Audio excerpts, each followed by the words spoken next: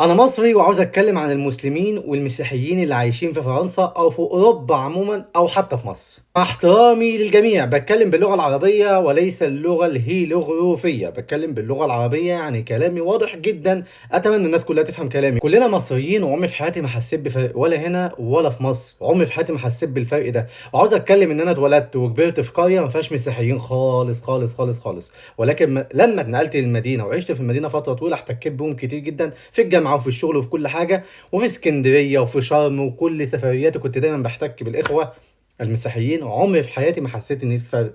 وبعدين انا كمسلم وانت كمسيحي ما احناش ملتزمين قوي، ولكن بنحاول نعمل اللي علينا ونجتهد على قد ما نقدر، عشان كل واحد هيحاسب عما يفعل، وكل واحد له رب وله معتقداته مؤمن بيها. لكم دينكم ولي دين، وكل واحد حر، لان الدين لله وليس لاي شخص. المشكله مش في كونك مسيحي او انا مسلم، المشكله فين بقى؟ هل انا ملتزم بالقران كما ينبغي ان يكون؟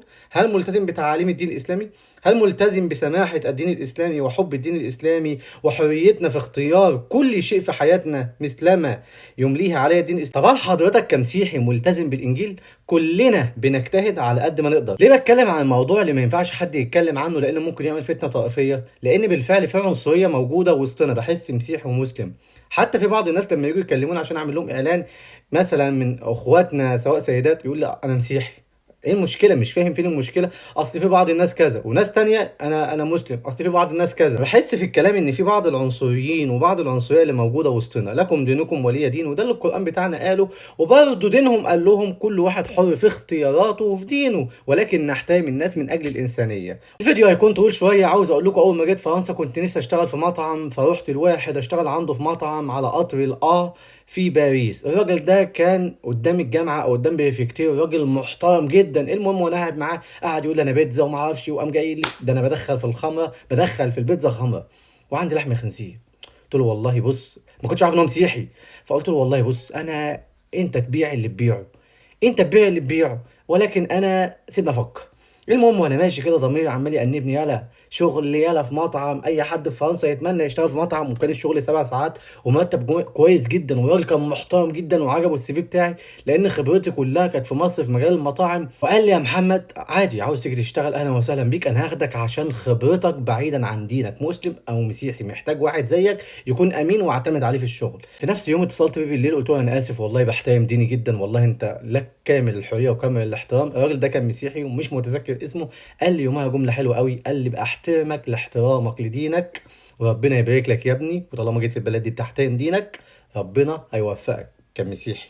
العيله الوحيده المصريه اللي دخلت بيتها وكلت فيه هو عيله عم عيد، الراجل المحترم، ابنه بيتر ومايكل، اعرف ولاده كلهم ناس محترمين جدا، كلت في بيتهم عيش وملح. ودي العيله المصريه الوحيده اللي دخلت بيتها. المشكلة احنا لما بنشتغل مع واحد يهودي بنكون فرحانين قوي، لما بنشتغل مع واحد شاذ جنسيا لو صاحب الشغل بتاعك الفرنساوي او البلجيكي او الاوروبي او الامريكي طلع شاذ جنسيا، هتقول له انت حر ماليش دعوة، اهم حاجة ان انا شغال معاك وبتدينا حقي. لو طلع بوزي يا سلام، انا ماليش دعوة، ايه المشكلة؟ مسيحي مسلم ماليش، المهم ان انا اشتغل معاك وتفتخر بالاوروبي اللي هو مش من دينك ولا من بلدك ولا نفس لونك ولا اي حاجة. ويا سلام بقى لو طلع ملحد وجا قال لك انا ملحد ما بعبدش اي حاجه في الدنيا، تقول له يا عم لكم دينكم ولي دين، انا بحترمك وتتباهى بيه وتفتخر بيه من اي مله واي دين، عشان اجنبي وشعره ابيض وعينه خضراء مش اكتر من كده، وعشان شغال معاه وعارف ان هو يديك حقك، فانت بتبص له النظره دي علشان بيديك حقك. فنفسي اعرف ليه ما نبصش لبعض بالنظره دي. كلامي واقعي وملموس مليون المية على ارض الواقع، واي حد يقول لي الكلام ده ما بيحصلش اقول لك انت كذاب ومنافق او مش عايش وسطنا وعايش في عالم موازي، لان ده الواقع ان احنا عنصريين جدا مع بعض، الا من رحم ربي. الناس اللي عندها وعي كامل بالانسانيه هي اللي فاهمه ايه اللي بقوله. من فتره كلمت شاب بيشتغل معايا، قلت له معلش ممكن تشوف لنا كام شاب يجي يشتغلوا معانا في اليوم اللي هنشتغل فيه في باريس. لقيت اللي جم اخوه مسيحيين وزي الفل. قلت له انا عاوز ناس محترمه، ولا طلبت دين ولا حاجه. قال لي بس في 2 مسيحيين كويسين جدا. قلت له هاتهم مفيش ادنى مشكله خالص، كلنا واحد. اكتر واحد مصري كان بيعمل معايا خير من 3 سنين ويساعد الشباب المصريين اللي كلهم كانوا مسلمين ونايمين في الشارع كان مسيحي. من الاخر مفيش ما بيننا فرق، وما تخليش حد يفرق ما بيننا. ودي رسالتي ليك النهارده، رساله سلام وانسانيه. كل واحد له دينه وهو حر. بلاش نظره العنصريه، بلاش نظره الطبقيه، بلاش ابن بلدي اللي عشان مش من ديني ابص له نظره تانية، انما الاجنبي او الاوروبي لو ملحد او شاذ جنسيا احترمه واقول له ديني امرني ان انا احترمك عادي. كل كلامي اللي حكيته بقوله واقع مفروض علينا وعايشين فيه وبنشوفه كل يوم، ولكن انت مغمض عينك ومش عاوز تشوف الحقيقه او مش عاوز تقولها وبتحب التطبيل والنفاق. اهم حاجه طبل علشان الوحده الوطنيه، ولكن الوحده الوطنيه احنا فعلا مش عايشينها. عشان الوحده الوطنيه جايب لك علم مصر ورايا، واقول لك العلم ده عشان يرفرف على سينا مات علشانه المسيحي والمسلم، مات علشانه محمد ومينا. انا بتأسف نيابة عن اي شخص مسلم قال لاي شخص مسيحي كلمة مش عاجباه، فانا بتأسف لك وانت على راسي من فوق بعتذر لك. وبتأسف لاي شخص مسلم راح اشتغل مع واحد مسيحي وقال له كلمة مش عاجباه، وانا بتأسف لك. ومن النهاردة بقول لك ارتقي واحترم ثقافة الدولة اللي انت عايش فيها، ارتقي واحترم نفسك، ارتقي واحترم دينك، ارتقي واحترم اخلاقك، ارتقي واحترم انسانيتك، ارتقي واحترم علم بلدك. فكلنا واحد ومفيش فرق بين مسيحي ومسلم، مفيش فرق بيننا نهائيا. خلوش شوية معاتيه ولا شوية سفهاء يوقعوا ما بيننا ويكسروا حاجز الوحدة الوطنية. بلدنا للمسلم والمسيحي، مش لفئة واحدة بس، بلدنا لأي حد.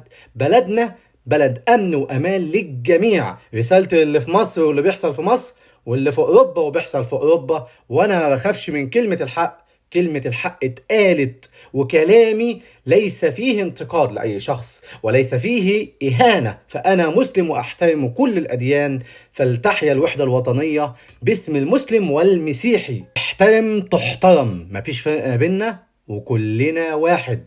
وما تخلوش حد يوقع ما بيننا مهما كانت الأسباب والظروف، لأن في النهاية كلنا واحد.